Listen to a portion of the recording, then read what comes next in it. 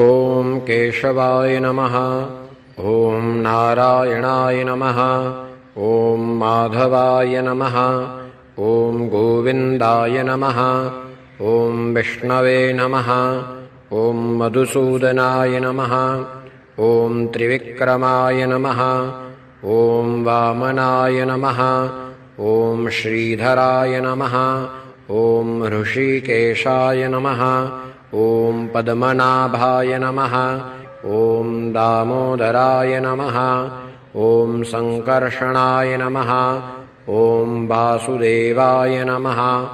ॐ प्रद्युम्नाय नमः।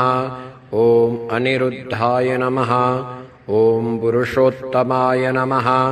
ॐ अधोक्षजाय नमः। ॐ नारसिंहाय नमः। ॐ अच्युताय नमः। ॐ जनार्दनाय नमः।